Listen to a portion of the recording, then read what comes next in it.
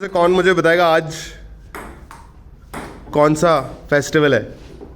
लोहड़ी यार। लोहड़ी है आज। लोहड़ी क्यों मनाते हैं भाई? फसल से रिलेटेड है। अच्छा, फसल से रिलेटेड है। किसी को एग्जैक्टली पता है कि क्यों मनाई जाती है लोहड़ी? जिस दिन पंजाब में फसल कटती है। तो फिर बैसाखी के दिन क्या होता है भाई? हैं? क्या? एक साल में कई फसल कटते हैं ना, तो अच्छा अच्छा अच्छा सोच कोई और फसल कटे अच्छा, तो मतलब आधी फसल जो है इधर कट जाती है और आधी फसल बैसाखी के टाइम पे कटती है, ऐसा? शायद। चलो ठीक है। कोई और कुछ कहना चाहता है क्या? हाँ, ये नहीं पता क्यों मनाते, बस जलाते हैं कुछ जलाते हैं। चलो यार। सर, अभी जैसे मैंने बच्चों से कुछ सवाल पूछे थे आज सवेरे, तो बच्चों ने अलग अलग चीज़ें बताई और जो वीडियो आप लोग ऑलरेडी देख भी चुके हैं गाइस। तो सर, मेरा एक सबसे पहला सवाल है कि लोहड़ी मनाने का जो कारण है या क्यों मनाई जाती है, सबसे पहला सवाल मैं आपसे ये पूछना चाह रहा हूँ सर। बिल्कुल आकाश जी, एक सभी मेरे बच्चों को और आपको, मेरे जो भी चाहने वाले हैं, उनको लोहड़ी की बहुत बहुत शुभकामनाएं मैं देता हूं सबसे पहले तो। दूसरी बात ये है कि इसको लेकर बहुत सारे मिथ हैं, लेकिन हमने जो आज तक सुना है या पढ़ा है या हमारे बुजुर्गों ने हमें जो बताया, वही बात मैं करूँगा आपके साथ कि दुल्ला भट्टी के नाम से एक डाकू हुए। मतलब आप कह सकते हैं कि थे डाकू, लेकिन ये माना जाता है कि भाई वो थे बड़े अच्छे इंसान, तो गरीबों के लिए काम करते थे बेसिकली। तो उनके साथ जुड़ी हुई है पूरी कहानी लोहड़ी को मनाने की। तो दो सिस्टर हुई सुंदर मुंदरी, और उनके पेरेंट्स नहीं थे, तो जो उनके रिश्तेदार हैं उन्होंने उनको मतलब बड़ा किया पाल पोस के। तो कहानी ऐसी बनी कि भाई ये था कि भाई उनसे काम करवाया जाए और लास्ट में फिर शाहूकार को बेच दिया जाए। तो ये बात जब, मतलब शॉर्ट स्वीट कर रहा हूँ मैं इसको, लंबी चौड़ी कहानी हमें सुनाई है बुजुर्गों ने। तो वो बात ऐसी बैठी कि भाई इनको अब उसके बाद शाहूकार को बेच दिया जाए बच्चियों को। अच्छा। तो दुल्ला भट्टी ने क्या किया था कि उनको बचाया, घर से अलग किया और एक अच्छे परिवार के अंदर उन दोनों की शादी करवाई। तो वहीं से क्या एक भाई हुआ क्या कि अब लेके आए हो आप, शाहूकार भी आपके पीछे है, परिवार के लोग भी आपके पीछे हैं कि हमारी बच्चियों को ले गया है और सब चीज़ें। तो उन्होंने शादी करवाई, आग जलाई। अब ये होता ना कि आप कन्यादान कर रहे हो तो क्या दो, तो मीठे के तौर पे जैसे गुड़ की शक्कर होती है, तो शेर शेर शक्कर दे दी दोनों को। तो इसलिए पूरा सॉन्ग बन गया कि सुंदर मुंदरिये तेरा कौन बेचारा, दुल्ला पट्टी वाला, दुल्ले ने धी व्याई, शेर शक्कर पाई। ये पूरी कहानी जो बनी वो उस पूरी कहानी से बनी। ये हिस्टोरिकल मेथड बेसिकली ये है कि भाई उन्होंने आग जलाई और वो आग आज तक जल रही है और लोगों का अच्छा कर रही है जी। तो उसी को हमने क्या कर रही है, एक फेस्टिवल के फॉर्म में यूज़ करना शुरू कर दिया और आज हम उसको लोहड़ी के नाम से जानते हैं जी। सर, अगला सवाल जो मेरा है कि आज के टाइम में मतलब साइंटिफिक रीजंस भी इसके कुछ होने चाहिए। मतलब मेरा जितना जिस तरीके से दिमाग चलता है, तो इसके पीछे साइंटिफिक या एनवायरमेंटल क्या क्या चीज़ें हैं? एनवायरमेंटल ऐसे है भाई, देखो एक तो पहली चीज़ ये है कि भाई जनवरी है, 13 जनवरी जो होती है, जनवरी का 13 का जो डे है वो लोहड़ी का दिन होता है जी।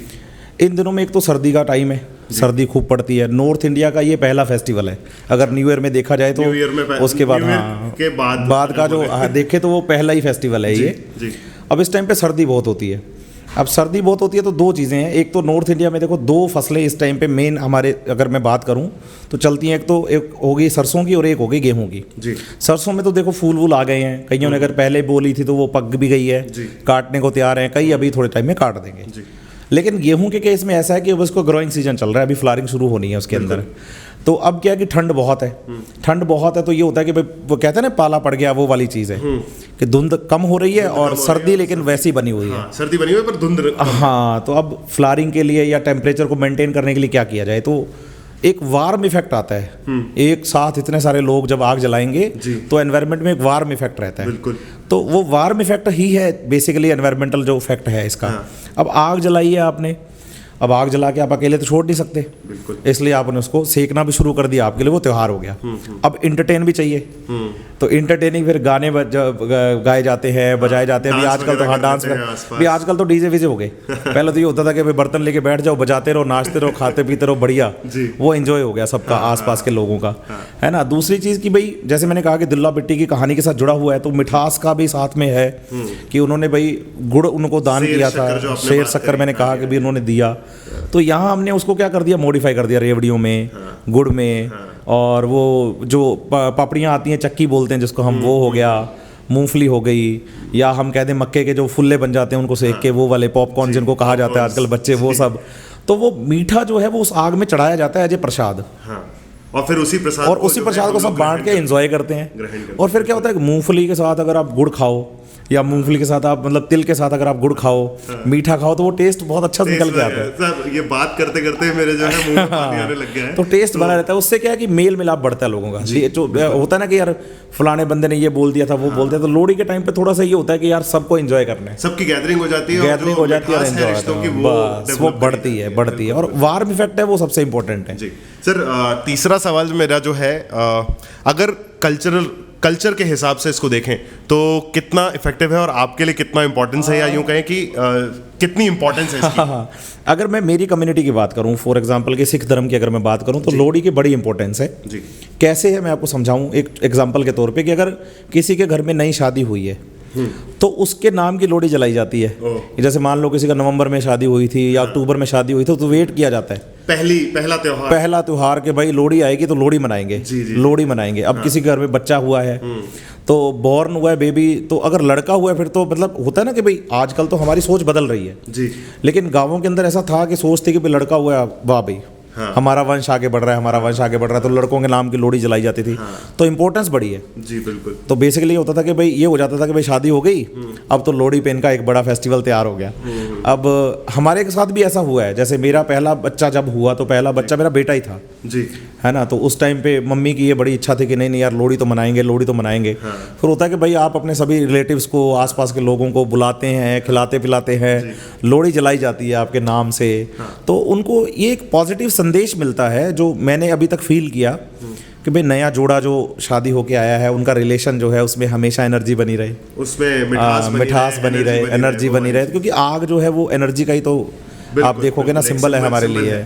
अब बच्चा है तो बच्चा भी आगे अपनी लाइफ में हमेशा एनर्जेटिक ही रहे, आग की तरह हमेशा मतलब लोगों को तपाता रहे और बिल्कुल चलता रहे ये चीज़। तो ये पॉजिटिव इफेक्ट लेके आती है चीज़ें। तो कहा जाता है कि भाई इस बार तो लोहड़ी जो है इनके घर की है, लोहड़ी इनकी शादी की है, लोहड़ी इनके बेटे की है, इनके बच्चे की, तो वो सब चीज़ें हैं। तो मेरे कल्चर में लोहड़ी का बड़ा इफेक्ट है, रहता ही है। वेट करते हैं लोग कि भाई इस बार तो लोहड़ी उनकी है। हाँ। अच्छा सर, एक और सवाल मेरा जो है, जैसे अभी अगर यहाँ की बात करें, बेसिकली कोटा शहर की बात करें या राजस्थान की बात करें, तो जस्ट नेक्स्ट डे यानी कि 14 जनवरी हम मकर संक्रांत मनाते हैं जिसमें हम पतंगे वगैरह उड़ाते हैं। तो सर इन दोनों त्योहारों में कोई रिलेशन आपस में? बेसिकली होगा क्या कि जैसे मैं रिलेशन प्रॉपर मुझे इसके बारे में हिस्ट्री के मैं कहूँगा तो मेरे को पूरा ज्ञान तो नहीं है, लेकिन ये है कि भाई जैसे हमारे मंथ चलते हैं, जैसे हम जनवरी फरवरी पढ़ते हैं तो वैसे हमारे चलते हैं पो फिर माघ। अच्छा। अभी जो ये मंथ चल रहा है ये एंड है, आज लास्ट डे है लोहड़ी वाले दिन पो का। इसमें क्या है, सर्दी कड़ाके की पड़ती है पो में। पो का जो महीना होता है उसमें सर्दी पड़ती है, तो इस सर्दी का मान लो एक तरीके से लास्ट डे, अब कल से धूप खिलना शुरू हो जाएगी। ठीक है। तो मौसम सुहावना शुरू हो जाएगा। इसलिए तो आप मतलब सोचो ना कि मकर संक्रांति में माघ का महीना शुरू हो गया, पहला दिन है वो। तो अब उसमें होगा क्या कि माघ ही नहा रहे हैं, सुबह उठ के लोग नहाना शुरू करेंगे क्योंकि सुहावने दिन शुरू हो गए भाई। अब धुंध छट रही है और रोशनी जो है वो प्रॉपर धरती पे फिर से आना शुरू हो जाएगी। इसलिए लोग फिर उस दिन सुबह उठ के नहाने की बड़ी महत्वता है कि सबसे पहले नहाओ, अपने आप को शुद्ध करो, फिर उसके बाद खुला आसमान है, सुहावना दिन है तो पतंग उड़ाओ। तो ये बेसिकली क्या है कि ट्रांजिशन है जी, मंथ का, टाइम ड्यूरेशन का एक ट्रांजिशन है कि भाई ये मंथ खत्म हो रहा है और ये मंथ शुरू हो रहा है। बिल्कुल बिल्कुल बिल्कुल। सर इस वीडियो को एंड करने से पहले हमारे जो बच्चे हैं जो इस वीडियो को देख रहे हैं, तो उनके लिए कोई मैसेज अगर आप आज के दिन देना चाहें? मैसेज तो देखो मैं आपको बताऊं कि लोहड़ी अपने आप में आग जलाई जाती है वातावरण को वार्म रखने के लिए, एनवायरनमेंट को वार्म रखने के लिए। तो मेरे बच्चों में तो ऑलरेडी पहले से जितने भी स्टूडेंट रहे हैं या आगे अभी तैयारी कर रहे हैं मेरे साथ, जो जितने भी इंडिया में इस टाइम पे नीट या जेई की तैयारी कर रहे हैं, सबके लिए मेरा एक ही संदेश है कि भाई जो आग है वो एनर्जी का सिंबल बन रहा है, वो लाइट एनर्जी है, वो हीट वाली एनर्जी है। तो वैसी पावर, वैसी एनर्जेटिक आपको भी अपनी बॉडी को बनाए रखना है ताकि आप उस एनर्जी के साथ जब अपने एग्ज़ाम हॉल में जाएं, एग्ज़ाम को जाके सॉल्व करें तो क्रैक ऐसा करें कि भाई आपको आपका डिज़ायरेबल कॉलेज मिले जी, है ना। और आप में एनर्जी ऐसी हो कि जैसे लोग लोहड़ी की आग को बैठ के सेकते हैं, एंजॉय करते हैं, तो लोग आपकी लाइफ को भी एंजॉय करें कि यार क्या बंदा है, और आप लोगों के लिए एक इंस्पिरेशन होने चाहिए। तो मैं मेरे स्टूडेंट्स के लिए हमेशा एक बात बोलता हूँ कि भाई मेरे बच्चे किसी की इंस्पिरेशन बने, ये मेरा हमेशा ये रहता है कि यार मेरा स्टूडेंट है वो किसी के लिए इंस्पिरेशन है। इवन मेरे लिए भी होना चाहिए कि यार कितना अच्छा बच्चा है, मेहनत की है इसने, कॉलेज में पहुंचा। तो वही चाहता हूँ कि जैसे हम हीट ले रहे हैं आग से, वैसे ही जो बच्चे हैं मेरे उनमें भी एनर्जी वैसी बनी रहे और वो लोगों के लिए इंस्पिरेशन बने। बिल्कुल बिल्कुल। इससे रिलेटेड शायद एक लाइन भी है कि हो कहीं भी आग मगर आग जलनी चाहिए, मुझे एग्जैक्टली याद नहीं आ रही, बट आई गेस आप लोग मीनिंग समझ गए होंगे बच्चों।